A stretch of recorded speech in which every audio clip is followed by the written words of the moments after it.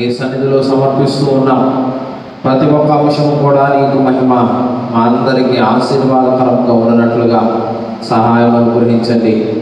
అయినా ఈ యొక్క శబ్ద యంత్రము ద్వారా నీ యొక్క వాక్యం ఎంతసేపు అయితే ఎంతవరకు అయితే వినపడుతూ ఉందో తండ్రి, వినపడిన ప్రతి చోట నీ కార్యములనైనా ప్రభా నేను జరిగించమని అడుగుతూ ఉన్నాను తండ్రి.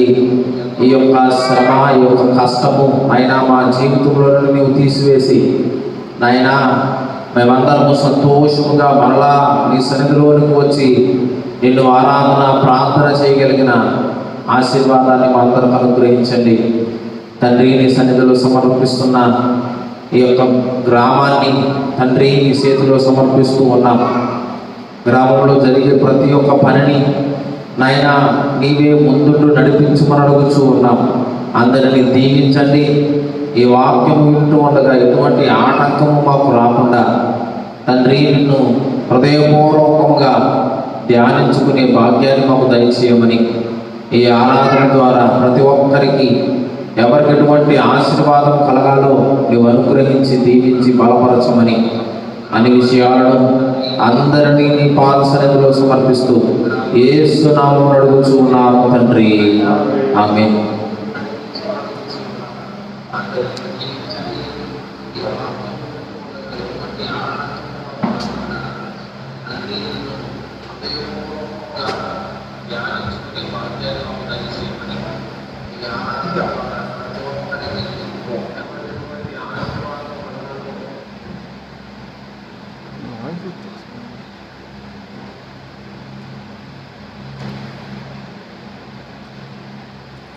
కీర్తన పుస్తకం నుండి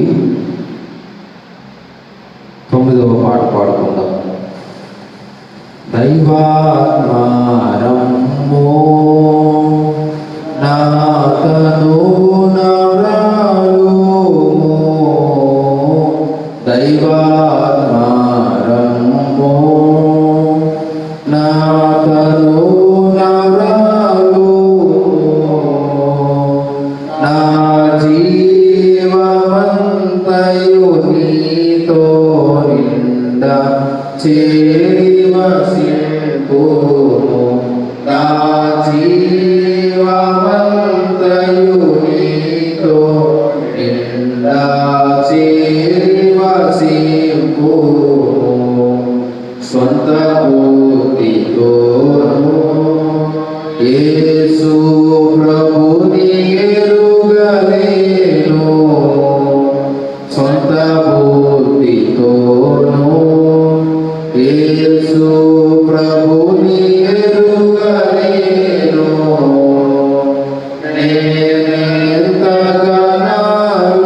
నేనెంతగానాలోచించిన విభుని ఎరిగి చూడలేను,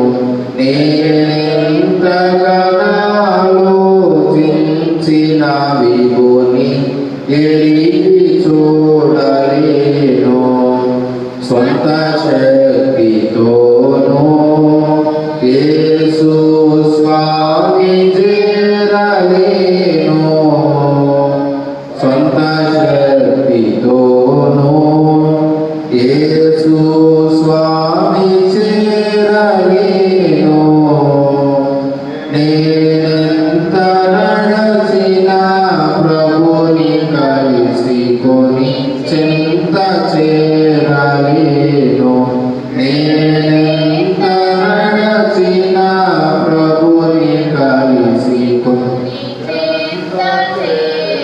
లేను, దైవాత్మారమ్మో నాతను నవరాలుమో, నా జీవమంతయు నీతో నిండా చేరి వసింపుము,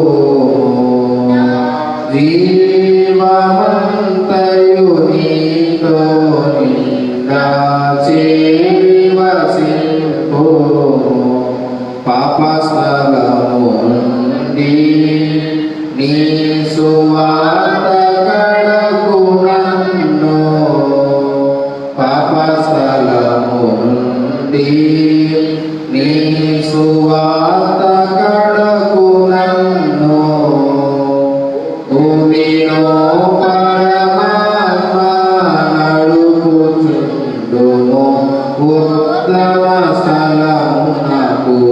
భువిలో పరమాత్మ నడుపుచుండుము ఉత్తమ స్థలమునకు. పాపములు మరలా నన్ను పడకుండగా చేసి, పాపములు మరలా నన్ను పడకుండగా చేసి, ఆని పరిశుద్ధమైన రెక్కల నీడను కాపాడు. ఆని పరిశుద్ధమైన రెక్కల నీడను కాపాడు. పరిశుద్ధుని చేసి నీ వరములు దయచేసి, పరిశుద్ధుని చేసి నీ వరములు దయచేసి, నీ పరిశుద్ధ సన్నిధిని చూపుమా పావురమా వినుమా. నీ పరిశుద్ధ సన్నిధిని చూపుమా పావురమా వినుమా. తెలివిని కలిగించు నన్ను దివ్యగా వెలిగించు.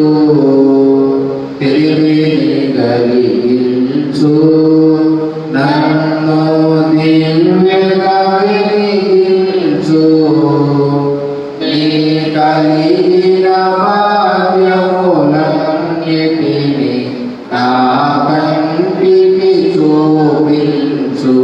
నీ కలిగిన భాగ్యములన్నిటిని నా కంటికి చూపించు. నన్ను భక్తులను ఏనాడును కృపతోను, నన్ను భక్తులను ఏనాడును కృపతోను. నిలమరించుము మా పాపరాశులను మాపివేయు దేవా. నిలమరించుము మా పాపరాశులను మాపివేయు దేవా. వందనములు నీకు, శుభవందనములు నీకు. వందనములు నీకు, శుభవందనములు నీకు. ఆనందముతో కూడిన నా హృదయ వందనములు నీకు. ఆనందముతో కూడిన నా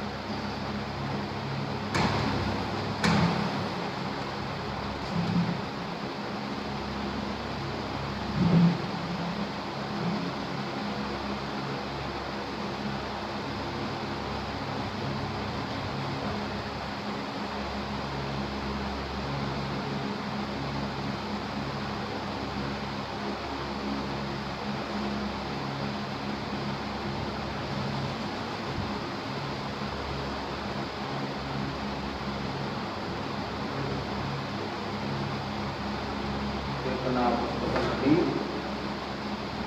105వ పాట పాడుకుంటాం.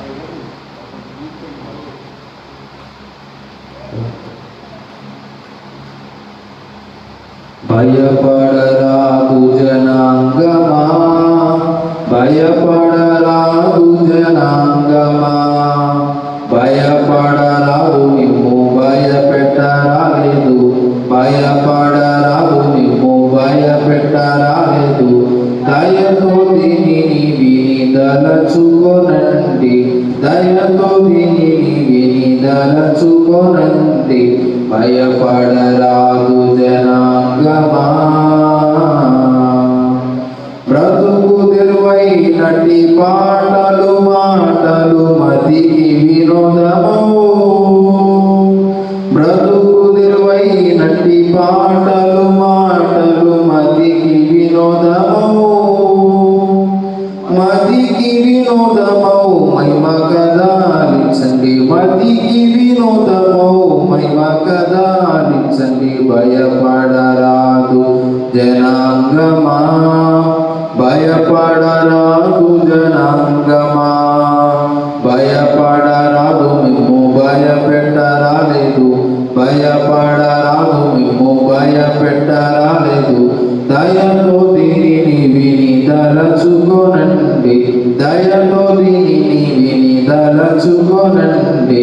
భయపడరాదు జనాంగమా,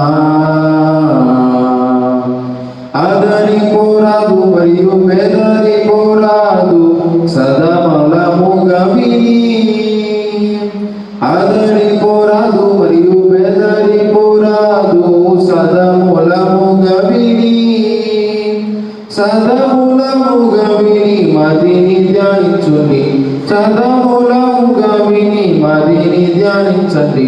భయపడరాదు జనాంగమా, భయపడరాదు జనాంగమా, భయపడరాదు మిమ్ము భయపెట్టరాలేదు, భయపడరాదు మిమ్ము భయపెట్టరాలేదు. దయతో దీనిని విని దలచుకొనండి, దయతో దీనిని విని దలచుకొనండి. భయపడరాదు జనాంగమా. దేవుని యొక్క ఆరాధనలోనికి వెళ్దాం, ప్రార్థన చేసుకుందాం. అందరూ హృదయపూర్వకంగా దేవుని ఆరాధన చేసేవారుగా ఆయన వైపు తిరిగి, గతకాలం అంతా నిన్ను కాచి మన రెక్కల చాటున కాపాడిన దేవునికి రాబోయే కాలంలో కూడా నీ యొక్క శ్రద్ధను, నీ యందు ఆశీర్వాదాన్ని, దయను, కృపను అనుగ్రహించడానికి ఆరాధనలో ఉన్న మనందరము కూడా మన హృదయాన్ని దేవుని వైపు తిప్పి దేవుని మాత్రమే మనం తలంచుకుందాం. ఎలాంటి ఆలోచనలు మన హృదయంలోనికి రావద్దు. మంచివైనా చెడ్డవైనా ఎలాంటివైనా మన హృదయంలోనికి రానివ్వకుండా దేవుని మాత్రమే మనం తలంచుకుందాం. దేవుడు తన యొక్క కృపను బట్టి, తన యొక్క ఆశీర్వాదాన్ని బట్టి ఎన్నికలేని స్థితిలో ఉన్న మనందరినీ ఆయన యొక్క కృపకు మనందరినీ పాత్రునిగా చేసి, మన స్థితిని ఆయన గమనించకుండా మన యొక్క విశ్వాసాన్ని బట్టి ఆయన వైపు చూస్తున్న మనందరికీ తన యొక్క ఆశీర్వాదాలు ఆయన అనుగ్రహిస్తూ ఉన్నారు. కృప కలిగిన దేవుని యొక్క సన్నిధిలో ఆరాధన చేస్తున్న మనందరము కూడా ఆయన యొక్క ఆశీర్వాదం పొందినట్లుగా, ఆయన యొక్క ఆశీర్వాదం మన జీవితంలో కలిగినట్లుగా దేవుని మాత్రమే మనం తలంచుకుందాం. విపత్తుకరమైన పరిస్థితుల్లో ఉన్నప్పుడు, భయంకరమైన శ్రమలో ఉన్నప్పుడు ఆయన భక్తులైన వారు ఆయన దేవా మాకు సహాయం చేయ ప్రభు అని అడిగిన వెంటనే దేవుడు కృప చూపి వారిని శ్రమ నుండి, కష్టము నుండి, ఇబ్బంది నుండి పిలిపించిన వారు ఉన్నారు. ఆ దేవుడే ఈ రోజున మన పక్షముగా ఆయన ఎదురు చూస్తూ ఉన్నాడు. మనం ఏమని ఆయన్ని అడుగుతామో, ఏమి మనకి ఇవ్వాలి, ఏ ఆశీర్వాదం మనకు అనుగ్రహించాలి అని దేవుడు ఆశతో మన కోసం ఎదురు చూస్తూ ఉన్నారు. కనుక మనకివ్వబడిన యొక్క సమయాన్ని మనం సద్వినియోగపరుచుకొని దేవుని యొక్క సన్నిధిలో ఆయన్ని హృదయపూర్వకముగా అడుగుదాం. యేసుక్రీస్తు ప్రభువారు మరణించడం ద్వారా, ఆయన రక్తముతో మనందరినీ కడగడం ద్వారా తండ్రి అయిన దేవుడిని తండ్రి అని పిలవగలిగిన అర్హతను దేవుడు మనకు అనుగ్రహించాడు. కుమారునికి తండ్రి ఏ విధంగా అయితే తన సాయి శక్తుల ప్రయాసపడి సమకూరుస్తాడో, మన పరలోకపు తండ్రి కూడా ఆ విధంగానే సమస్తాన్ని మనకు సమకూర్చారు. కేవలం మనం చేయవలసిన పని ఏంటి అంటే, ఆయన వైపు తిరిగి తండ్రి అని అడగడం. అనేక మందికి ఈ యొక్క అవకాశం లేదు. అనేక మంది జీవితంలో దేవుని ఆరాధన చేసే స్థితి వారు కోల్పోయిన వారుగా ఉన్నారు. దేవుడు మనల్ని ప్రేమించి మనకు అనుగ్రహించిన యొక్క అవకాశాన్ని మనం ఉపయోగించుకొని దేవుని ద్వారా అనేకమైన మేలులను మనం పొందుతాం. మన హృదయాన్ని దేవుని వైపు తిప్పి మన ప్రార్థన, ఒకవేళ మన యొక్క ప్రార్థన సరిపోకపోతే తండ్రిని అడిగి మనము సంపాదించుకునే వారముగా ఉందాం. తండ్రి సమస్తాన్ని మనకు అనుగ్రహించే దేవుడు కనుక ఆయన వైపు చూస్తూ మనం ప్రార్థన చేద్దాం. చెడు ఎక్కువగుచున్నది భూలోకమున, చెడు ఎక్కువగుచున్నది, చెడుగుపై చీదై చేయగలదవునట్లు ఇడువక ప్రార్థించుడి. ఈ ప్రార్థన కడవరకు పోనీయుడి, మీ ప్రార్థన కడవరకు పోనీయుడి. బహుగా ప్రార్థన చేయుడి, ఇక మీదట బహుగా ప్రార్థన చేయుడి. బహుగా ప్రార్థన చేసి బలముంచి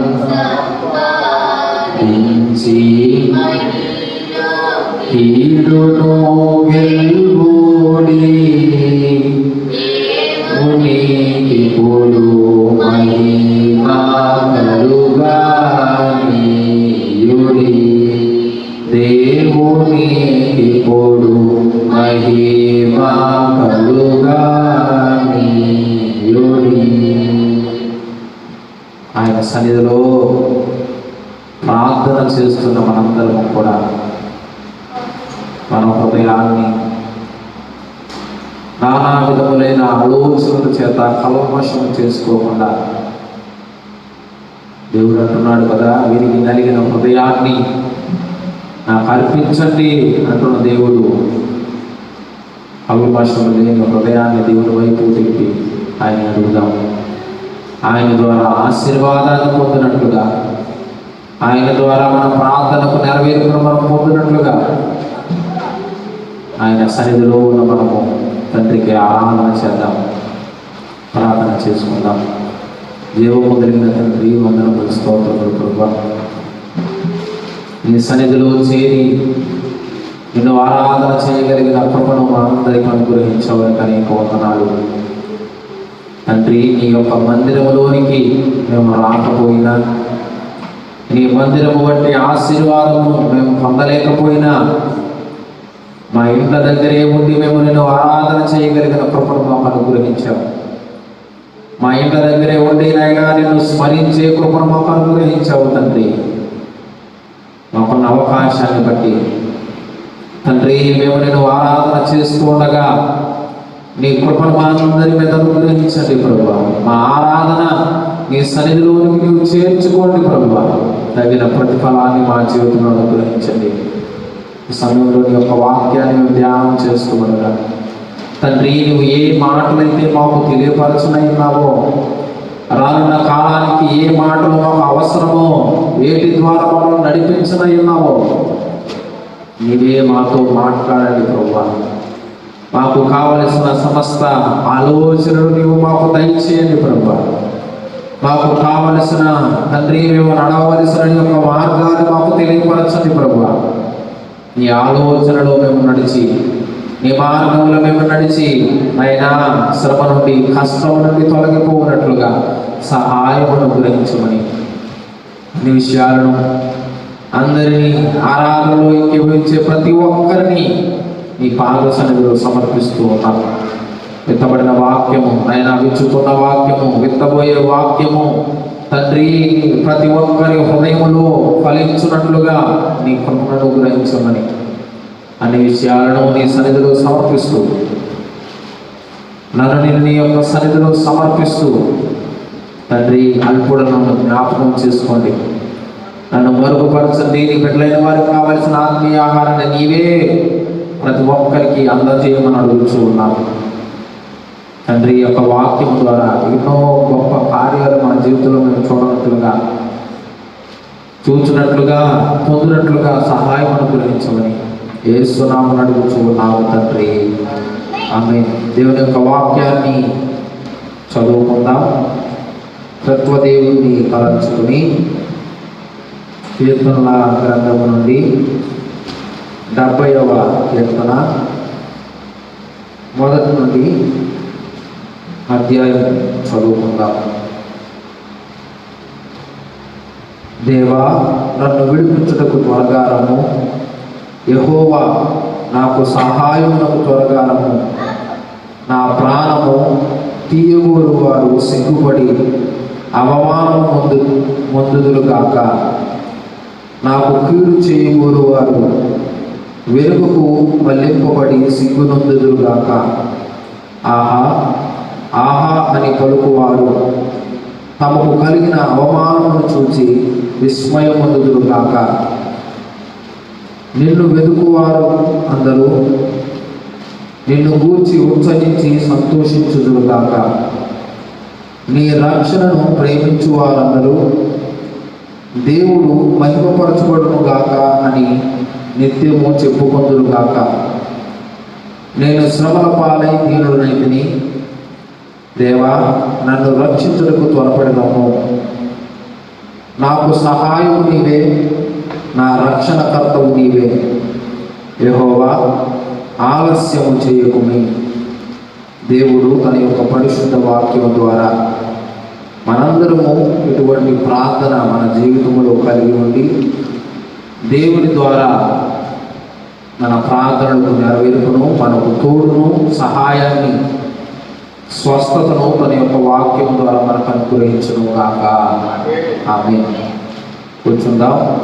దేవుని యొక్క వాక్యాన్ని కొద్దిసేపు ధ్యానం చేసుకుందాం. పరిశుద్ధ గ్రంథము నుండి సమూయేలు మొదటి గ్రంథము 6వ అధ్యాయము 15వ వచనాన్ని చదువుకుందాం. లేవీయులు యెహోవా మందసమును బంగారపు వస్తువులు గల ఆ చిన్న పెట్టెను ఉంచి ఆ పెద్ద రాతి మీద ఉంచగా ఆ దినమున బెత్షెమెషు వారు యెహోవాకు దహన బలులను అర్పించి బలులను వధించిరి. చాలండి.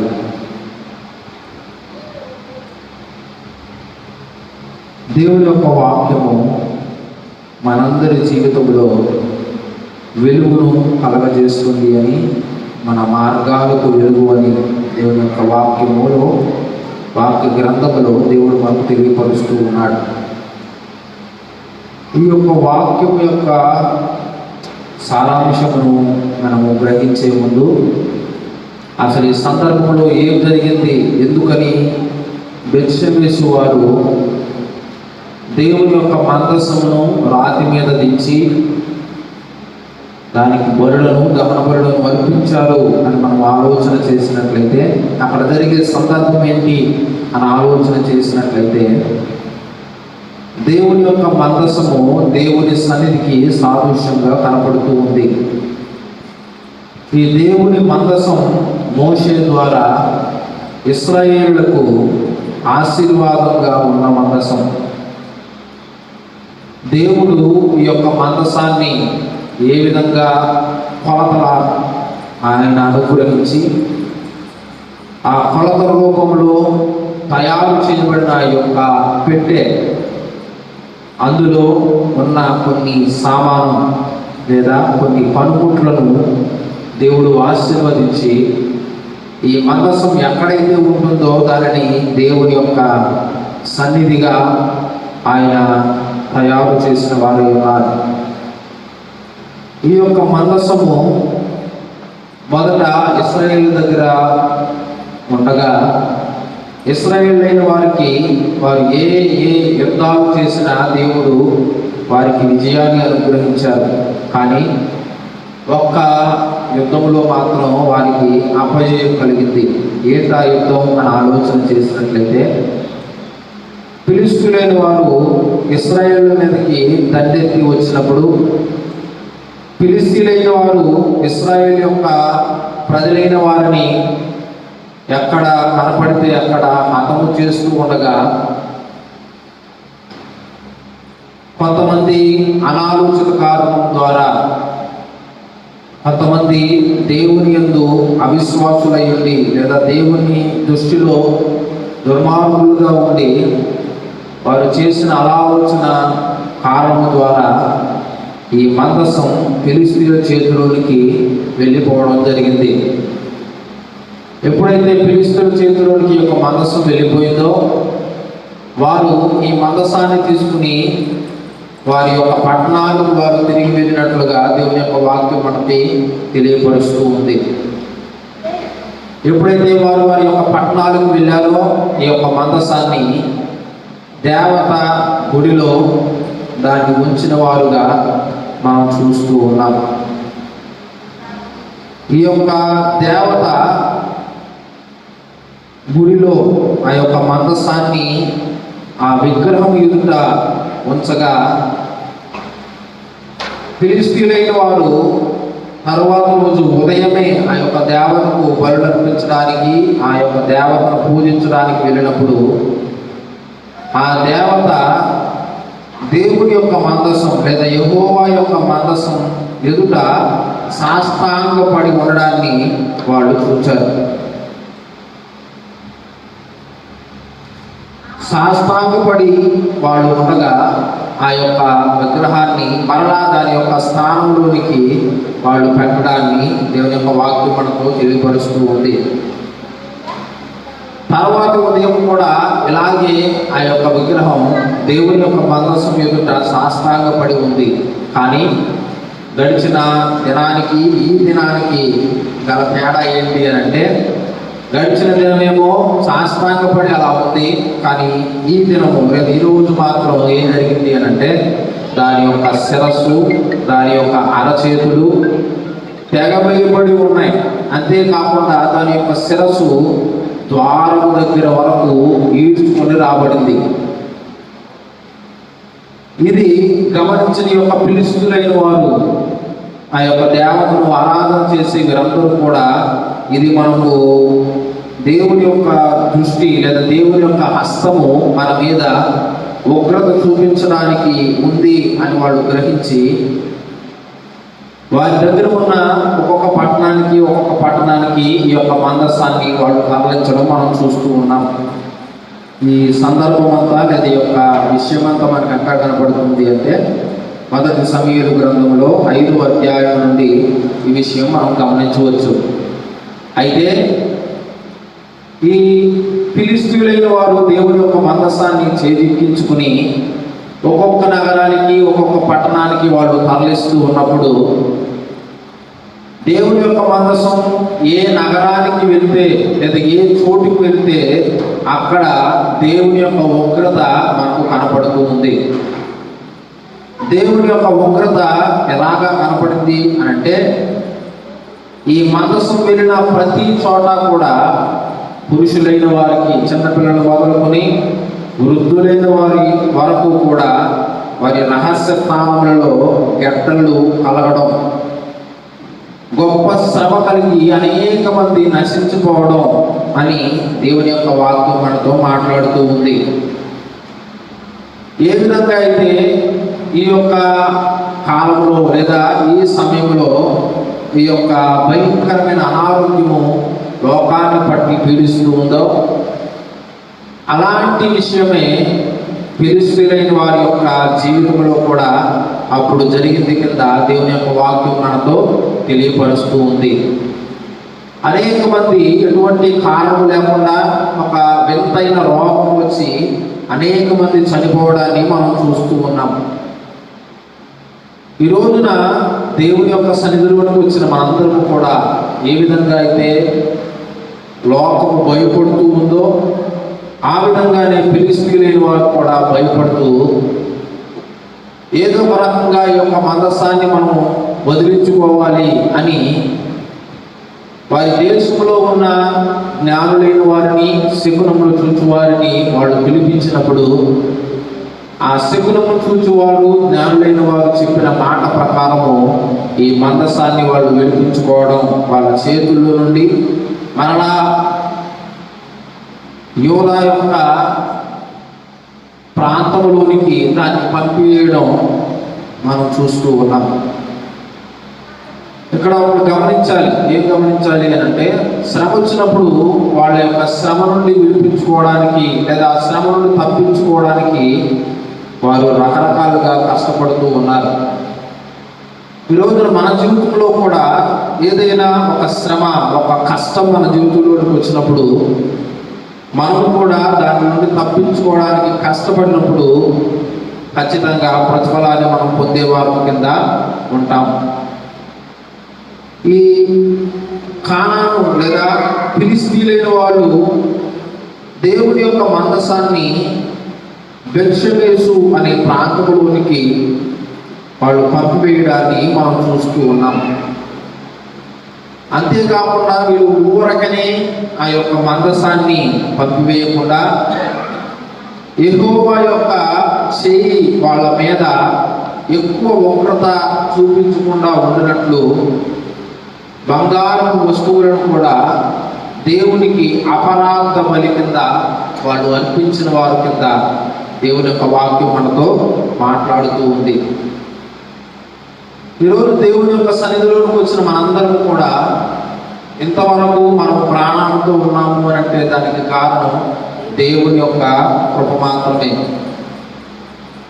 దేవుని యొక్క సన్నిధిలో ఉన్న మనందరం కూడా ఆయనకు కృతజ్ఞతాస్తుతులు చెల్లించవలసిన వారంగా ఉన్నాం. ఈరోజు అనేక మంది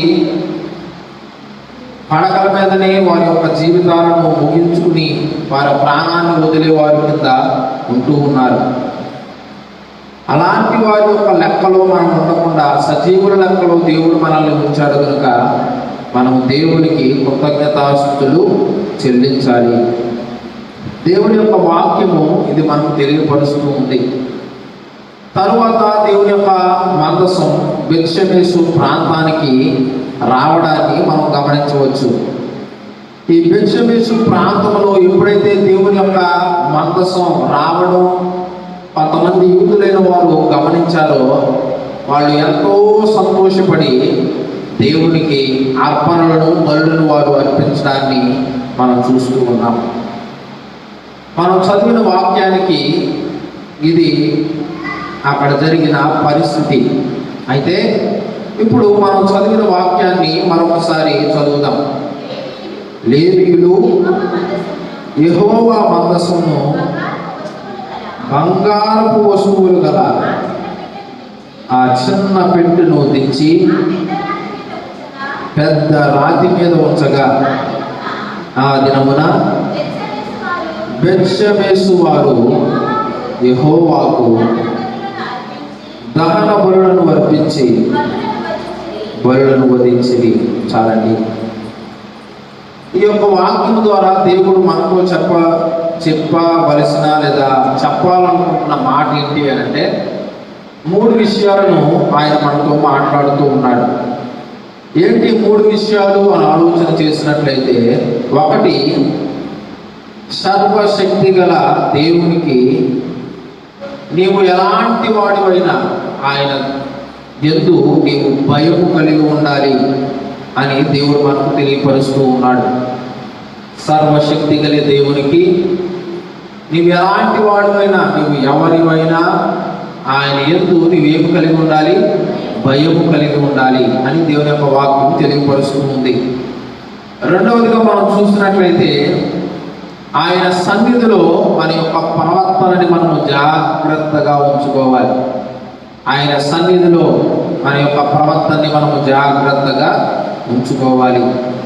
మూడవది, ఆయన భక్తిగా ప్రార్థన చేస్తే, విశ్వాసముతో ప్రార్థన చేస్తే ఎలాంటి విపత్తు నుండైనా దేవుడు మనల్ని కాపాడుతాడు అని దేవుని యొక్క వాక్యము ఈ 3 విషయాలను ఈ యొక్క మాట ద్వారా, ఈ యొక్క వచనం ద్వారా దేవుడు మనకు తెలియపరుస్తూ ఉన్నాడు.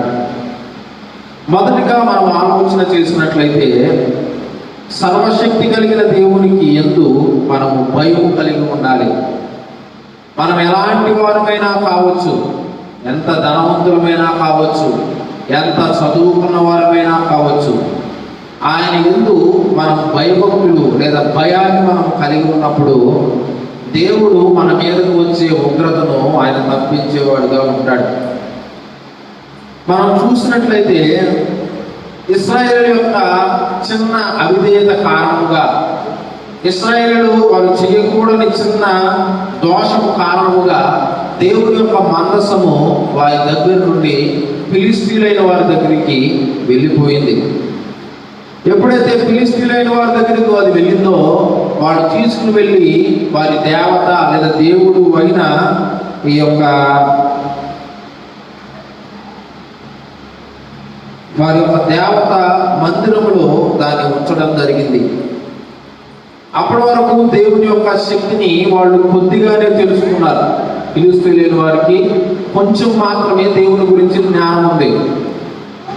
ఈ కొంచెం జ్ఞానంతో వాళ్ళ దేవుని గుడిలో దాన్ని ఉంచినప్పుడు వారి దేవత సైతము ఆయన ఎదుట, యెహోవా దేవుని ఎదుట సాష్టాంగపడడం మనం చూస్తూ ఉన్నాం.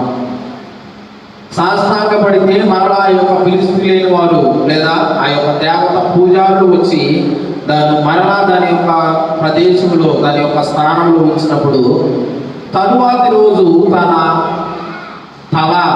చేతులు తెగిపడిపోవడం కూడా వాళ్ళు గమనించారు.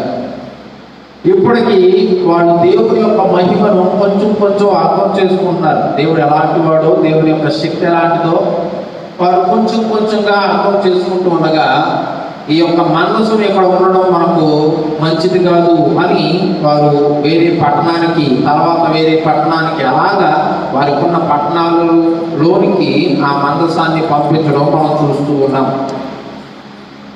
నేను ఎక్కువ జ్ఞానం కలిగిన వాడిని లేదా ఎక్కువ చదువుకున్న వాడిని, ఎక్కువ ఆస్తి కలిగిన వాడిని అని దేవుని ఎదుట మనము ఆయనకు భయపడకుండా మనస్సానుసారంగా ఉంటే ఈ ఫిలిష్తీయులకు కలిగిన శ్రమని దేవుడు మనకు కలగజేసేవాడుగా ఉంటాడు.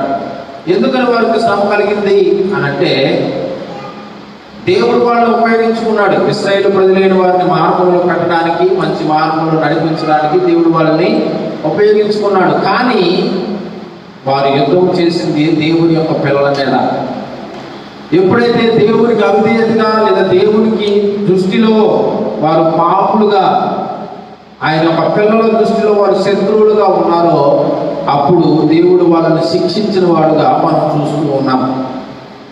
ఈ రోజున దేవుని యొక్క సన్నిధిలో ఆయన ప్రార్థన చేస్తున్న మనందరం కూడా మనం దేవుని యొక్క పిల్లలు కాకపోతే దేవునికి శత్రువులం అయిపోతాం. ఆ శత్రువు ఉండే స్థానము భయంకరమైన స్థానంగా ఉంటుంది కానీ దేవుని యొక్క వాక్యం మనతో మాట్లాడుతూ ఉంది.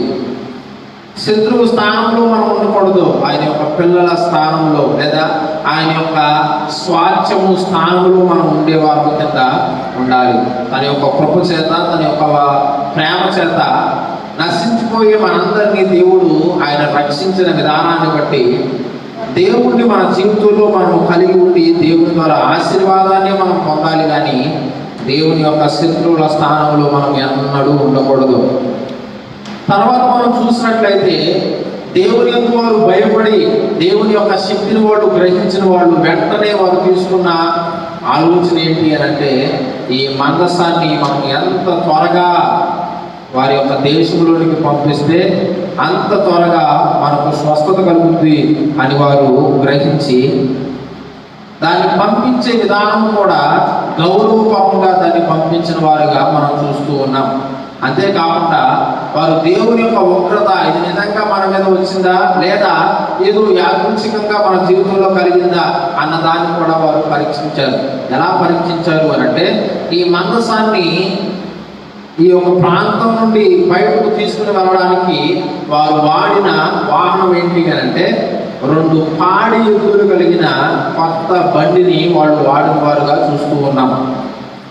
ఈ పాడి ఆవులు వారి పిల్లల దగ్గర నుండి దూరం చేయబడి ఎన్నడూ కూడా కాడిపోయిన ఆవుల కింద ఉండి వాటికి ఒక బండిని కట్టి ఆ బండి మీద ఈ యొక్క మందసాన్ని వాళ్ళు ఉంచారు. ఒకవేళ ఈ యొక్క పాడి ఆవులు మనం పంపించిన మార్గంలో వెళ్లకుండా తిరిగి వారి యొక్క పిల్లల వైపుకి వారు తిరిగితే ఇది దేవుని యొక్క ఉగ్రత కాదు, ఏదో యాదృచ్ఛికంగా మన జీవితంలో జరిగింది అని వాళ్ళు గ్రహించడానికి. రెండోది, ఈ యొక్క పాడి ఆవులు కలిగిన వాహనం డైరెక్ట్గా మనం పంపించిన మార్గంలో వెళ్తే ఇది దేవుని యొక్క పనే, దేవుని యొక్క చిత్తమే అని వాళ్ళు గ్రహించడం. మూడోది, వారి పిల్లల దగ్గరకు కూడా వెళ్లకుండా వారు పంపించిన మార్గంలో కూడా వెళ్లకుండా అక్కడక్కడే అవి తిరుగుతూ ఉంటే ఇది కూడా ఏదో యాదృచ్ఛికంగా మన జీవితంలో జరిగింది లేదా దేవుడు వారి యొక్క పిల్లల మీద లేదా వారి యొక్క ఇశ్రాయేలుల మీద ఎటువంటి ప్రేమ ఆయనకి లేదు అని మనం గ్రహించవచ్చు అని వాళ్ళు అనుకుని ఈ పాడి ఆవులకి దాన్ని కట్టడం మనం చూస్తూ ఉన్నాం. ఎప్పుడైతే ఈ యొక్క పాడి ఆవుల మీద బండి కట్టి బండి మీద ఈ మందసాన్ని ఉంచి మందసం పక్కన వాళ్ళు అర్పించే ఆత్మలను వారు ఉంచారో వాటిని విడిచిపెట్టినప్పుడు అవి ఎక్కువ తిరగకుండా డైరెక్ట్గా వారు పంపించిన ప్రదేశంలోనికి అవి వెళ్ళడాన్ని మనం చూస్తూ ఉన్నాం. ఈ రోజున ఈ యొక్క మాటను జ్ఞాపకం చేస్తూ ఉంటే ఒక విషయం జ్ఞాపకం వస్తుంది. అనేక మంది దేవుని యొక్క సేవకులైన వాళ్ళు ఈ విధంగానే పాడి ఆవుల్లాగా వారి యొక్క సుఖాన్ని వదిలివేసి వారికున్న అంతస్తులను వాళ్ళు వదిలివేసి దేవుని యొక్క సేవ చేయడానికి వారికి అప్పగించబడిన పని అప్పగించడానికి దేవుని ద్వారా వాళ్ళు నడిపించబడేవారుగా ఉన్నారు. లోకానుసారంగా ఈ యొక్క ఉదాహరణ మనం చూసినట్లయితే ఈ పాడి ఆవులకు వారు ఎవరు అంటే ఈ కరోనా వైరస్ని ఎదుర్కొనే లేదా దాని నుండి అనేకమైన వారిని కాపాడడానికి ప్రయత్నం చేసే డాక్టర్లు, నర్సులు వీరందరూ కూడా ఈ ఆవులతో పోల్చబడవచ్చు. వారికి అప్పచెప్పిన పనిని వారికున్న సుఖాలను లేదా వారికున్న ఈ అంతస్తులైనవి వారికున్న కుటుంబాలను వారికున్న బిడ్డలైన వారిని వీరందరూ వదిలిపెట్టి లోకాన్ని రక్షించడానికి లేదా ఆ ప్రాంతంలో ఉన్న వారిని రక్షించడానికి వాళ్ళు దివారాత్రులు కష్టపడుతూ ఉన్నారు. ఈరోజు దేవుని యొక్క సన్నిధిలోకి వచ్చిన మనందరం కూడా వాళ్ళని గౌరవించే వారంగా ఉండాలి. ఈ మధ్య కాలంలో జరుగుతున్న సంఘటన ఏంటి అని అంటే, వారు దేవుని యొక్క లేదా వారికి అప్పచెప్పిన పనిని డాక్టర్లైన వారు, నర్సులైన వారు జరిగిస్తూ ఉంటే ఏదో చిన్న చిన్న పొరపాట్ల వల్ల వారి యొక్క కుటుంబ సభ్యుల ప్రాణాలు పోయినాయని అనేక మందికి ఉపయోగపడే డాక్టర్ల మీద, నర్సుల మీద దాడులకు తెగబడే వారి కింద అనేక మంది కనపడుతూ ఉన్నారు. ఒక విషయం మనం గమనించాలి, ఈ లోకంలో డాక్టర్ లేని వారు, నర్సు లేని వారు లేని ఎడల, లేకపోతే అనేక మంది ఈ పాటికి సగం భూభాగం లేదా సగం ప్రపంచం ఖాళీ అయిపోయేదిగా ఉంటుంది. వారు దేవుని యొక్క పని లేదా వాళ్ళకు అప్పచెప్పిన పనిని వాళ్ళు జరిగిస్తూ ఉన్నారు కనుక చనిపోయే వారిని సైతం వారు లేవనెత్తే వారి కింద మనకు కనపడుతూ ఉన్నారు. కనుక ఎలాంటి వాడివైనా, ఎలాంటి గరుడు అయినా దేవుని యందు నీవు భయం కలిగి ఉండాలి అని ఫిలిష్తీయులకు కలిగిన శ్రమ ద్వారా దేవుడు మనకు తెలియపరుస్తూ ఉన్నాడు. రెండవదిగా మనం చూసినట్లయితే ఆయన సన్నిధిలో మన యొక్క ప్రవర్తనను మనము జాగ్రత్తగా చూసుకోవాలి. ఆయన సన్నిధిలో మన యొక్క ప్రవర్తనను జాగ్రత్తగా చూసుకోవాలి. తర్వాత వాక్యమాపంలో మనం చూసినట్లయితే ఫిలిష్తీయులైన వారు దేవుని యొక్క మందసాన్ని లేదా దేవుని యొక్క సన్నిధిని వారి దగ్గర నుండి వాళ్ళు పంపివేసిన వారి కింద మనం చూస్తూ ఉన్నాం. ఎప్పుడైతే ఈ యొక్క దేవుని యొక్క మందసాన్ని ఆవుల మీద బండి కట్టి బండి మీద యొక్క మందసాన్ని పెట్టి పంపినప్పుడు ఈ మందసం బెత్షెమెషు అనే ప్రాంతానికి, సరిహద్దు ప్రాంతానికి ఇది వెళ్ళడం మనం చూస్తూ ఉన్నాం. ఈ బెత్షెమెషు ప్రాంతం ఎక్కడ ఉంది అని అంటే యోధా దేశానికి, ఫిలిస్తీ దేశానికి మరియు కానాను దేశానికి, ఈ 3 దేశానికి సరిహద్దుగా ఈ బెత్షెమెషు ప్రాంతం మనకు కనపడుతూ ఉంది. ఆ బెత్షెమెషు ప్రాంతంలో అన్ని రకాల ఉన్నారు. కొంతమంది యూదులు ఉన్నారు, కొంతమంది పాలస్తీన్లు ఉన్నారు, కొంతమంది ఫిలిస్తీన్లు కూడా ఉన్నారు. అన్యజనులు నివాసం చేసే యొక్క ప్రాంతము చాలా మటుకు యోధా దేశంలో ఉన్న యొక్క ప్రాంతంలో యూదులైన వారు నివాసం చేస్తూ ఉన్నారు. వారికి దేవుని యొక్క మందసం అంటే ఏంటో తెలుసు, దాని యొక్క ప్రాముఖ్యత అంటే ఏంటో కూడా తెలుసు. ఎప్పుడైతే దేవుని యొక్క మందసం వారి యొక్క ప్రాంతంలోనికి రావడాన్ని వాళ్ళు చూచారో సంతోషముతో, ఆనందముతో ఆ మందసాన్ని గురించి దేవునికి స్తుతి చేసిన వారి కింద మనం కనపడుతూ ఉన్నాం. దేవుని యొక్క వాక్యం మనతో మాట్లాడుతూ ఉంది. ఏది దేవుని యొక్క సన్నిధి, ఏది దేవుని యొక్క ప్రత్యక్షత అని ఆలోచన చేసినట్లయితే ఎక్కడైతే దేవుని యొక్క పనులు జరుగుతాయో అది దేవుని యొక్క సన్నిధి. ఎక్కడైతే దేవుని యొక్క ఆలోచన నెరవేరుతుందో అది దేవుని యొక్క సన్నిధి. దేవుని యొక్క మందిరం కావచ్చు, మన ఇళ్లలో మనం ప్రార్థన చేసుకుంటే అది కూడా దేవుని యొక్క సన్నిధిగా మారవచ్చు. మనము ప్రయాణంలో ఉన్నప్పుడు ప్రార్థన చేసుకుంటే అది దేవుని సన్నిధిగా మారచ్చు. దేవుని సన్నిధికి ఒక ప్రత్యేకమైన ప్రాంతం లేదా ఒక ప్రత్యేకమైన వాతావరణం, ఒక ప్రత్యేకమైన స్థితి అనేది లేదు. ఎక్కడైనా దేవుని యొక్క సన్నిధి ఉండవచ్చు. దేవుడు మనతో మాట్లాడుతున్నాడు. దేవుని యొక్క సన్నిధిలో మన యొక్క ప్రవర్తనని మనం ఏం చేసుకోవాలంట? జాగ్రత్తగా ఉంచుకోవాలి. అదే విషయాన్ని ఈ వాక్యం ద్వారా మనకు తెలియపరుస్తూ ఉన్నాడు. మొదట బెత్షెమెషు వారు ఏం చేశారు అనంటే ఆయన యొక్క మందసం కనపడగానే ఎంతో సంతోషంతో దానికి బలులను వారు అర్పించిన వారుగా మనం చూస్తూ ఉన్నాం. తర్వాత ఏం జరిగింది అంటే ఈ బెత్షెమెషులో ఉన్న కొంతమంది ఆకులత ఆపుకోలేక దేవుని యొక్క మందసం వారి దగ్గరకు వచ్చినప్పుడు అందులో ఏముందో అని వారు చెయ్యకూడని పనిని వాళ్ళు జరిగించిన వారుగా మనం చూస్తూ ఉన్నాం. ఈ కొంతమంది దేవుని యొక్క ఉగ్రతలో పడిపోయి నశించిపోయారు. వారి యొక్క జీవితాలను కోల్పోయారు. దేవుని యొక్క ఉగ్రతలో పడి చనిపోయిన వారుగా దేవుని యొక్క వాక్యం మనతో మాట్లాడుతూ ఉంది. వీళ్ళు ఎవరికి సాదృశ్యంగా ఉన్నారు అని అంటే దేవుని యొక్క సన్నిధిలో వారి యొక్క స్థితిని క్రమపరుచుకోకుండా ఇష్టానుసారంగా వాళ్ళు జీవించేవాళ్ళు. దేవుని యొక్క సన్నిధి జరుగుతూ ఉన్నప్పుడు దాన్ని పాడు చేయాలి అని ప్రయత్నం చేసేవాళ్ళు ఈ నశించిపోయిన వారికి సాదృశ్యంగా కనపడుతూ ఉన్నారు. మన జీవితంలో కూడా ఎక్కడైనా దేవుని యొక్క ఆరాధన, దేవుని యొక్క ప్రార్థన జరుగుతూ ఉన్నప్పుడు అయితే మనం ఆ ప్రార్థనలో ఏకీభవించాలి. లేకపోతే నెమ్మదిగా యొక్క స్థలములో నుండి మన పనిని మనం చూసుకునే వారంగా ఉండాలి. ఎటువంటి ఆ ప్రార్థన జరిగించే వారికి లేదా దేవుని ఆరాధన జరిగించే వారికి ఎటువంటి ఇబ్బందులు కూడా మనం కలగజేయకూడదు. ఎందుకంటే మనం ఆరాధన చేసే దేవుడు సర్వశక్తిమంతుడు, ఆయన రోషము కలిగిన దేవుడు. ఆయనకు వచ్చే ఈ మహిమ, ఆయనకు కలిగే ఈ యొక్క మహిమను ఎవరికి ఆయన కలగనివ్వడం. నువ్వు దేవుని కంటే ఏ వస్తువునైనా ఎక్కువగా ప్రేమిస్తే ఆ ప్రేమించిన వస్తువుని నీ నుండి దేవుడు దూరం చేసేవాడుగా ఉంటాడు. ఈ బెత్షెమెషు వారు అనేక మంది ఇలాగా దేవుని ఆరాధన జరుగుతూ ఉన్నప్పుడు, దేవునికి బలులు అర్పిస్తూ ఉన్నప్పుడు వాళ్ళ యొక్క ప్రవర్తనని వాళ్ళు జాగ్రత్తగా ఉంచుకోకుండా వాళ్ళ ఇష్టానుసారంగా ఉండడం వల్ల దేవుని యొక్క చేతులు వాళ్ళు హతులైన వారుగా ఉన్నారు అని దేవుని యొక్క వాక్యం మనతో మాట్లాడుతూ ఉంది.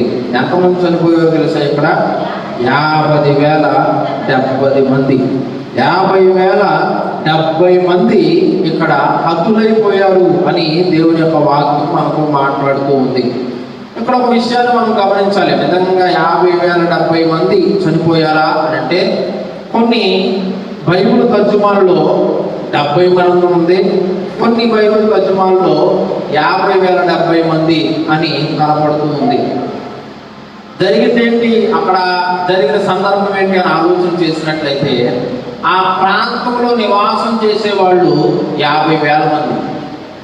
ఆ ప్రాంతంలో నివాసం చేసేవాళ్ళు 50,000 మంది. వారిలో యూదులు ఉన్నారు, వారిలో పాలస్తీన్ చెందిన వారు ఉన్నారు, వారిలో ఫిలిస్తీన్లు కూడా ఉన్నారు. వీరందరినీ లెక్క కడితే ఎంతమంది ఉన్నారంట? 50,000 మంది ఉన్నారు. వారిలో కొంత భాగం దేవునికి ఆరాధన చేస్తూ ఉన్నప్పుడు ఈ 70 మంది ఎవరైతే దేవుని యొక్క చేతిలో హతులైపోయారో ఈ 70 మంది మాత్రం దేవుని యొక్క మందస్సాన్ని తెరిచి దాన్ని చూసిన వారుగా కనపడుతూ ఉంది. వెంటనే దేవుని యొక్క శ్రమ, దేవుని యొక్క ఉగ్రత వారి మీదకి రాగా 50,000లో 70 మంది వారి యొక్క ప్రాణాన్ని వారు పోగొట్టుకున్న వారుగా దేవుని యొక్క వాక్యం మాట్లాడుతూ ఉంది. మరి ఎందుకని 50,070 మందిని రాస్తుంది అంటే కొన్ని తర్జుమాలలో కొన్ని విషయాలు తొలగిపోవడం అనేది మనకు సాధారణంగా ఎక్కువ బైబిల్ విషయాల్లో కనపడుతూ ఉంటాయి. అలాగే 50,000 నివాసం చేసే ఈ యొక్క పట్టణంలో లేదా ఈ యొక్క ప్రాంతంలో 70 మంది మాత్రమే దేవుని యొక్క ఉగ్రతకు వాళ్ళు చనిపోయిన వారుగా మనం చూస్తూ ఉన్నాం. అయితే ఈ 70 మంది ఒకేసారి ప్రాణం కోల్పోవడం అనేది వారి యొక్క ప్రాంతంలో గొప్ప విపత్తు, గొప్ప శ్రమ. ఈరోజు మన కుటుంబంలో ఎవరో ఎలాంటి విషయంలో వారి యొక్క ప్రాణాన్ని వాళ్ళు కోల్పోయారంటే ఆ కుటుంబం మొత్తానికి గొప్ప శ్రమే. అలాంటిది ఒక ప్రాంతంలో ఒకేసారి 70 మంది వారి యొక్క ప్రాణాన్ని కోల్పోవడం మనం చూస్తూ ఉన్నాం.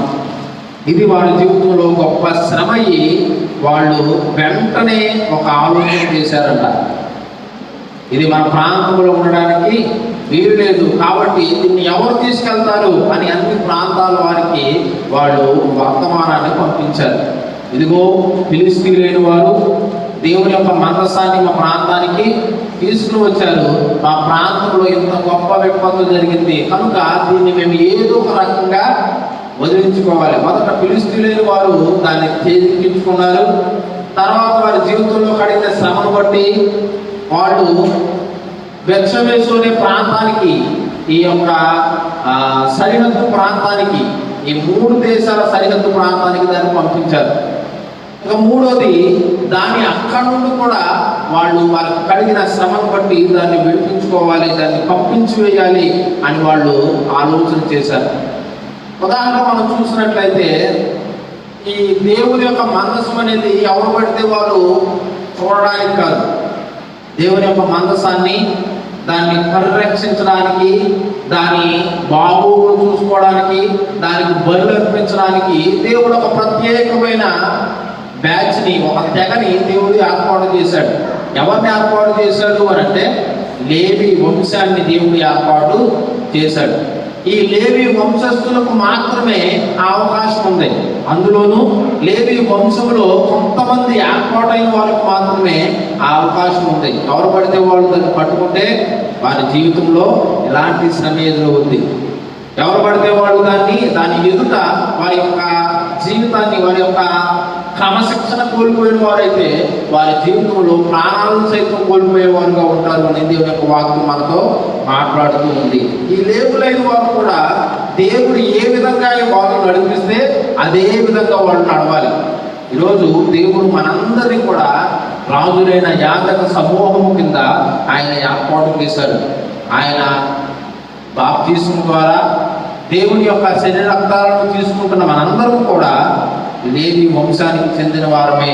దేవుడు మనందరినీ ఆ విధంగా మార్చాడు అని దేవుని యొక్క వాక్యం మనతో మాట్లాడుతూ ఉంది. దేవునికి చేయాల్సిన ఆరాధన చేసేటప్పుడు, దేవుడు చేయాల్సిన ప్రార్థన చేసేటప్పుడు దేవుని యొక్క సన్నిధిలో ఉన్న మనందరం కూడా మన జీవితాలను క్రమపరంగా మనం ఉంచుకునే వారుగా ఉండాలి. ఏ మార్గం మన జీవితంలో మనకు తెలిసి తెలియక చేసిన పాపాలను ఆయన ఎదుట మనం కనపరిస్తే, ఆయన ఎదుట మనకు దేవునికి మధ్యలో కనపడితే ఆ పాపము మన జీవితంలో దేవుని యొక్క శాపాన్ని తెచ్చేది కింద మనకు కనపడుతూ ఉంది. అందుకనే చాలా జాగ్రత్తగా మన జీవితాన్ని మనం కొనసాగించే వారంగా, ఆయన సన్నిధిలో మనల్ని మనం చూసుకునే వారంగా ఉండాలి అని దేవుని యొక్క వాక్యం మనతో మాట్లాడుతూ ఉంది.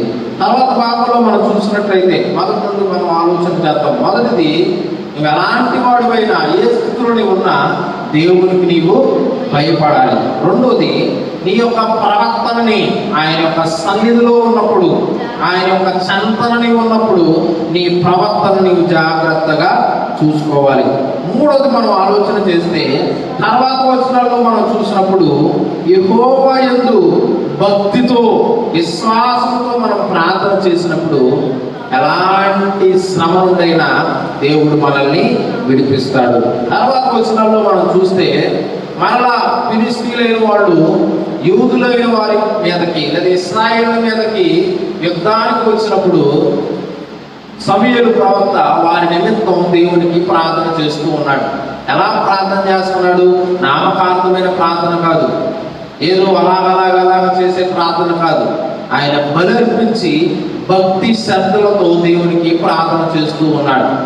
ఎవరైతే కష్టం వచ్చినప్పుడు, శ్రమ వచ్చినప్పుడు, ఇబ్బంది వచ్చినప్పుడు భక్తి శ్రద్ధలతో దేవునికి ప్రార్థన చేస్తారో వారి యొక్క ప్రార్థనని దేవుడు ఖచ్చితంగా ఆలపిస్తాడు. ఒక్కొక్కసారి మన యొక్క ప్రార్థన ఆలస్యంగా నెరవేరవచ్చు, కానీ ఎంత ఆలస్యమైతే అంత ఎక్కువ ఆశీర్వాదాన్ని దేవుడు మన జీవితంలో అనుగ్రహిస్తూ ఉంటారు. ఈ సమూయేలు ప్రవక్త దేవునికి ప్రార్థించగా, దేవునికి బలర్పించి ఆయన్ని వేడగా దేవుడు ఫిలిష్తీయులైన వారిని ఆయన అణిచివేశాడట. ఎందుకు అణిచివేశాడు? ఇశ్రాయేలు బలవంతులు లేదా ఇశ్రాయేలు ధైర్యం కలిగిన వారు అని కాదు. వారు దేవునికి ప్రార్థన చేయక దేవుడు వాళ్ళను అణిచివేశాడు. ఈరోజు దేవుని యొక్క సన్నిధిలో ఉన్న మనందరం కూడా ఎలాంటి విపత్తుకరమైన పరిస్థితుల్లో ఉన్న మనందరం కూడా చేయాల్సింది ఏంటి అంటే దేవునికి ప్రార్థన మనము చేయాలి. కరోనా వ్యాధిని లేదా కరోనా యొక్క భయంకరమైన బలహీనతని ఏ వ్యాక్సిన్ కానీ ఏ మందులు కానీ అణచివేయలేవు. ఎవరు అణచివేయాలి? దేవుడే అణచివేయాలి. మనం ఏదో వ్యాక్సిన్ వేసేసుకున్నాం కదా, నాకు రాదంటే కుదరదు. నువ్వు వ్యాక్సిన్ వేసుకున్నా వేసుకోకపోయినా ఎలాంటి స్థితిలోనే ఉన్నా నీవు అజాగ్రత్తగా ఉంటే, నీ ప్రవర్తన కరెక్ట్గా లేకపోతే ఏదో ఒక రకమైన భయంకరమైన స్థితిలోనికి, భయంకరమైన అనారోగ్యానికి నీవు పాలైపోయేవాడు కింద ఉంటావు. అయితే దేవుడి యొక్క వాక్యం చెబుతున్న మాట, ఆయన ఎందుకు భయభక్తి కలిగి ఉంటే దేవుడి యొక్క సన్నిధి నిన్ను వెంబడించేదిగా ఉంటుంది. ఆయన సన్నిధిని నువ్వు వెంబడిస్తే దేవుడు నీ జీవితంలో కార్యాలని జరిగిస్తాడు. ఎలాంటి భయంకరమైన శ్రమ నుండైనా దేవుడు నిన్ను విడిపించేవాడుగా ఉంటాడు. ఇక్కడ జరిగే సందర్భం ఏంటి అని అంటే, ఈ ఫిలిష్తీయులైన వారు మామూలు కాదు, భయంకరమైన యుద్ధాన్ని నేర్చుకున్నవాడు, యుద్ధ వీరులు, సూర్యులు, అలాంటి వారిని సైతం చిన్న గుంపుగా ఉన్న యొక్క ఇశ్రాయేలీయులు వారి మీద యుద్ధం చేసి వాళ్ళను అణిచివేసిన వారుగా ఉన్నారు. అదే విషయము కొన్ని సంవత్సరాల క్రితం ఇదే విషయం జరగగా దేవుడు ఫిలిష్తీయుల పక్కన నుండి ఇశ్రాయేలును ఓడించి వాళ్ళకు అపజయాన్ని కలుగజేశాడు. ఎందుకని అపజయాన్ని కలుగజేశాడు అని అంటే వారి జీవితంలో క్రమమైన స్థితి లేదు.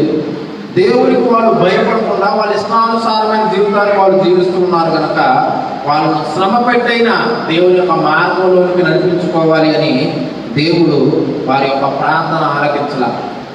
ఈరోజు దేవుడు వారి యొక్క ప్రార్థన ఆలకిస్తూ ఉన్నాడు. ఎందుకని ఆలకిస్తూ ఉన్నాడు అని అంటే వారి యొక్క జీవితాన్ని వాళ్ళు క్రమపరుచుకున్నారు, భక్తితో వాళ్ళు ప్రార్థన చేస్తూ ఉన్నారు.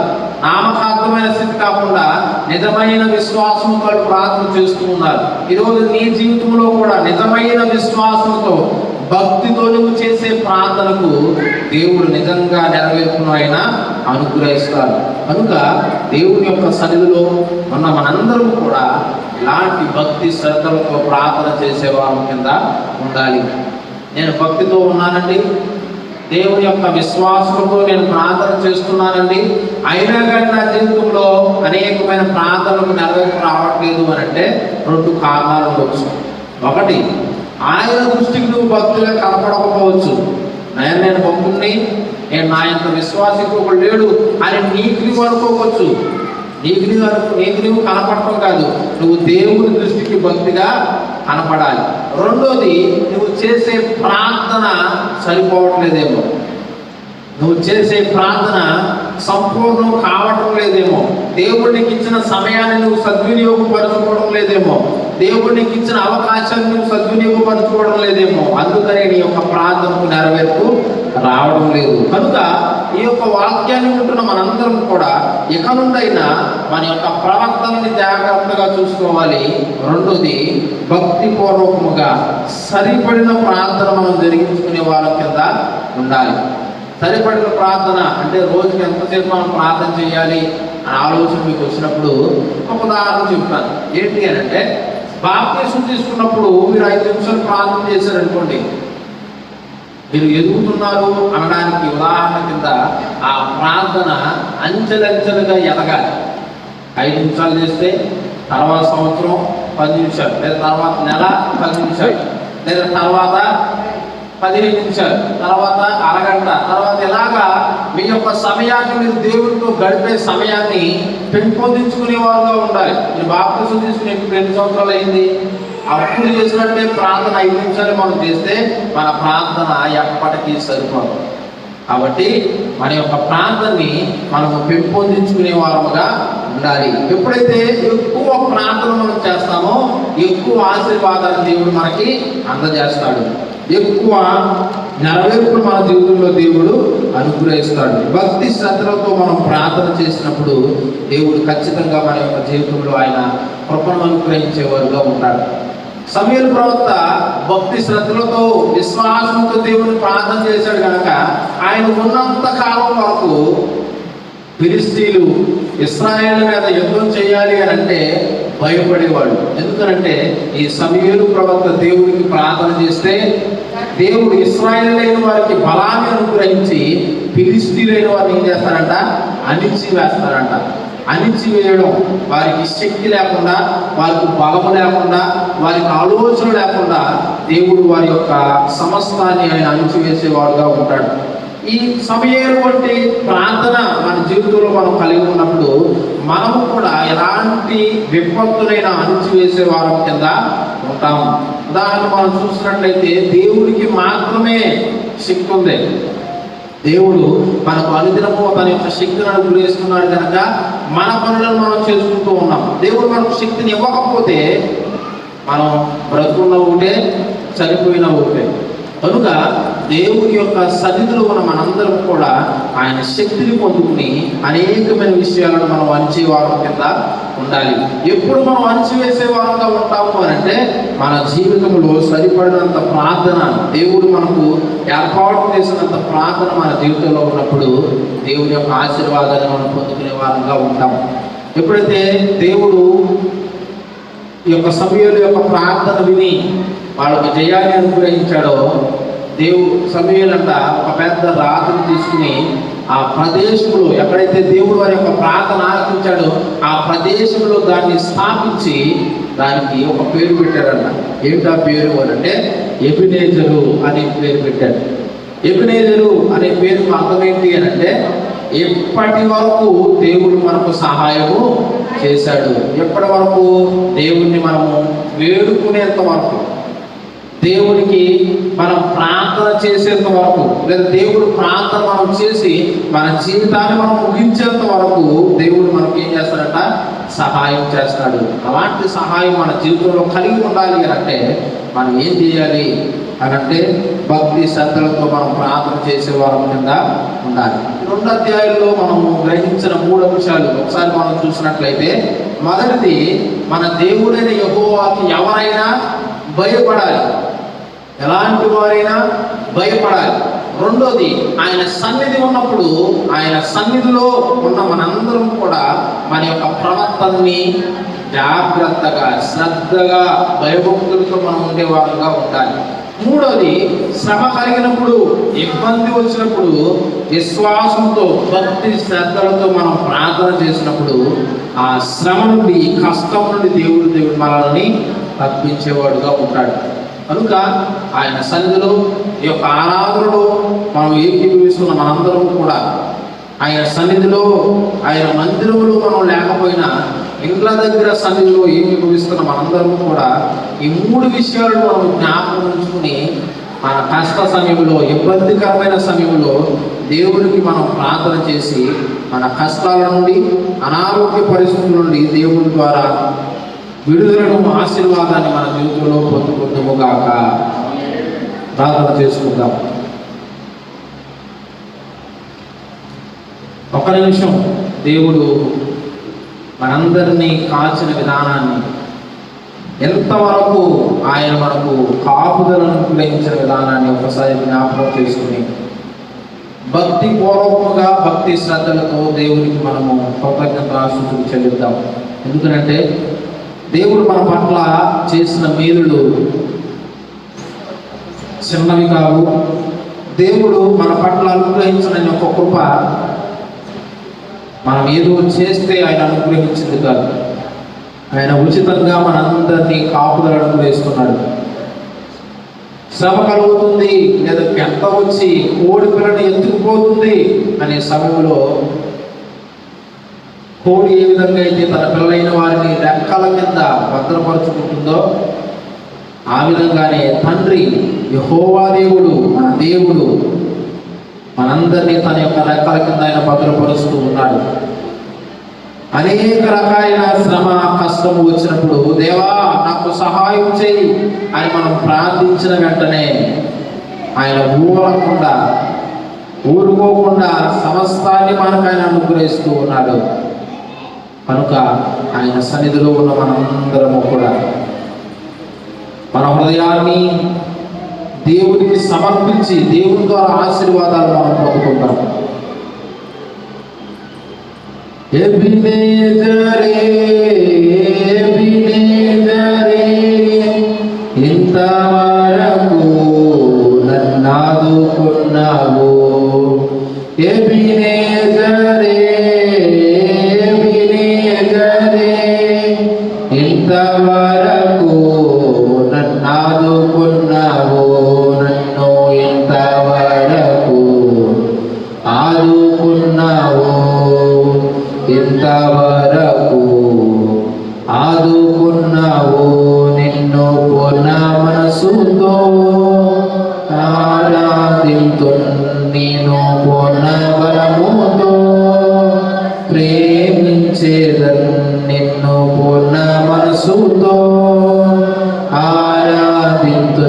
నిన్ను పూర్ణ బలముతో ప్రేమించేదన్. ఆరాధన ఆరాధన ఆరాధన ఆరాధన ఆరాధన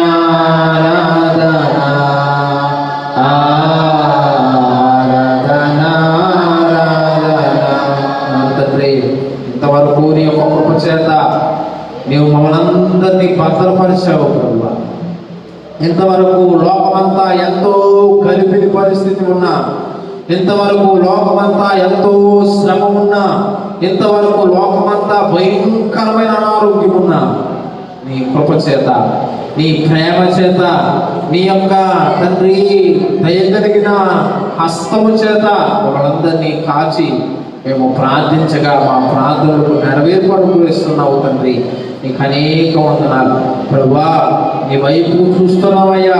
నీ వాక్యమునైనా ప్రభువా, నీ వాక్యమును మమ్మల్ని నడిపించండి. నీకు అనేక వందనాలు. నీ వాక్యము ఇప్పటి వరకు మేము ధ్యానం చేశాం ప్రభువా. నీ వాక్యము ద్వారా నీవు మాతో మాట్లాడేవు. నీకు అనేక వందనాలు. మా యొక్క స్థితి ఎలాంటిదైనా నీకు మేము భయపడే వారుగా మేము ఉండనట్లుగా సహాయం అనుగ్రహించండి.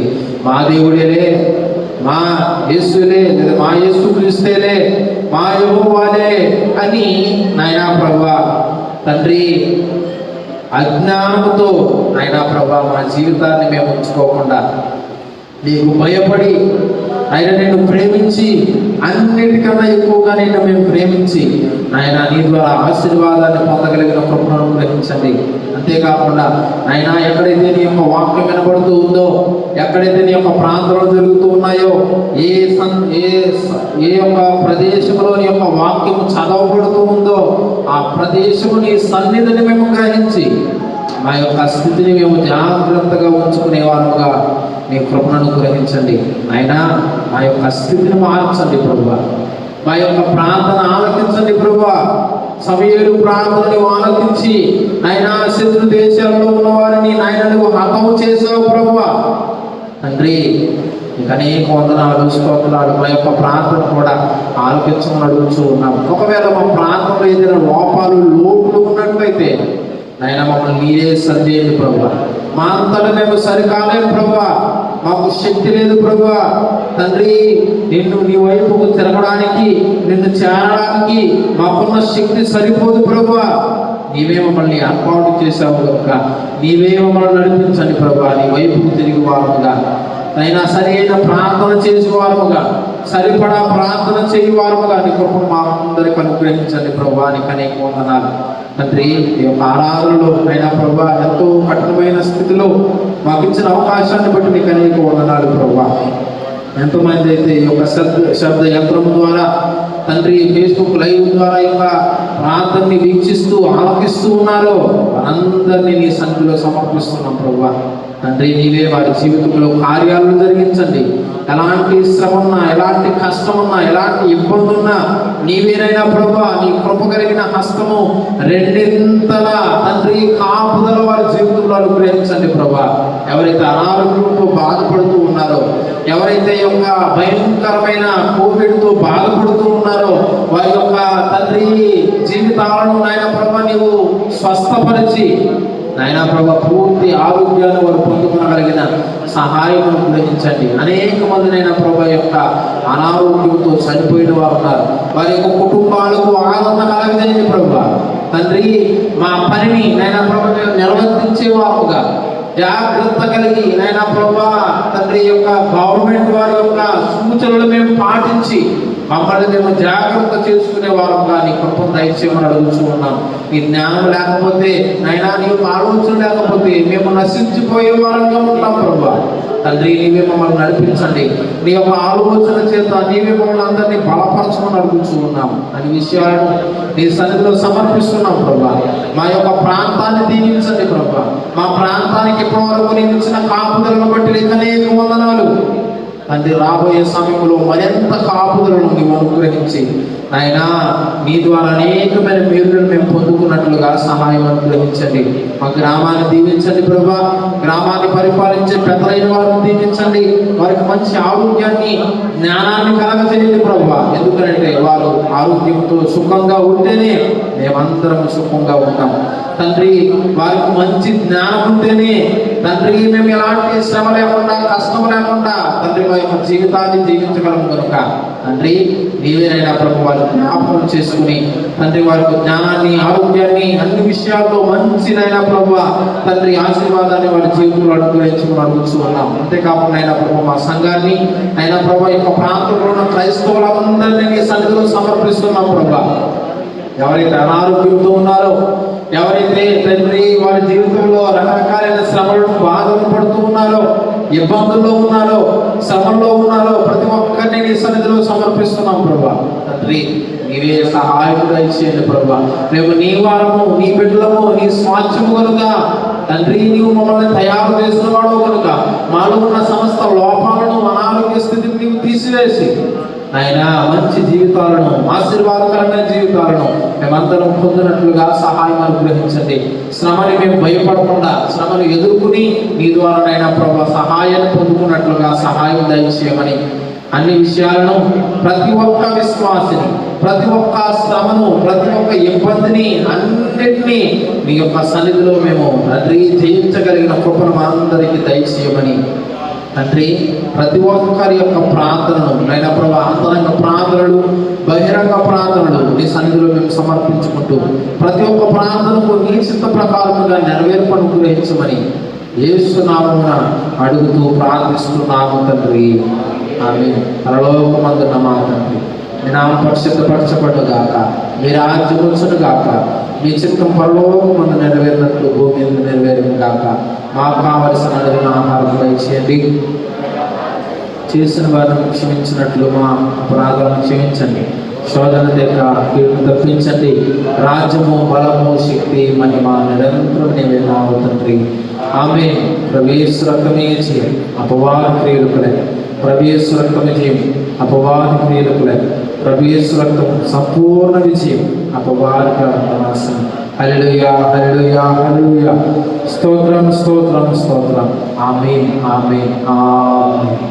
మన తండ్రి అయిన దేవుని యొక్క దీవెన, కుమారుడైన క్రీస్తు ప్రభువారి యొక్క ఆశీర్వాదము, పరిశుద్ధాత్మ దేవుని యొక్క తోడు సహవాసము ప్రతి విధమైన శ్రమ నుండి, అనారోగ్య పరిస్థితుల నుండి, కష్టాల నుండి, ఇబ్బందుల నుండి, ఈ యొక్క లాక్డౌన్లో కలిగే ప్రతి విధమైన సమస్య నుండి దేవుడు మనందరినీ కాపాడి తన యొక్క చిత్త ప్రకారముగా మనం నడుచడం ద్వారా అనేకమైన విషయాల్లో దేవుని యొక్క సహాయం, ఆయన స్వస్థత, ఆయన యొక్క సన్నిధిని మనందరము పొందుకుని అన్ని విషయాలను మన జీవితంలో సమకూర్చుకుని ఆశీర్వాదాన్ని దేవుడు మనకు అందజేయుగాక. నీకును నీ సంగమునకు నిత్యమును జయము జయము, నీకును నీ నిత్యమును జయము జయము, రక్షకానా వందనాలు, శ్రీ రక్షకానా వందనాలు. యేసు రక్తమేచి, శిలువ రక్తమేచి, పలు రక్తమేచి అందరికీ మరణాత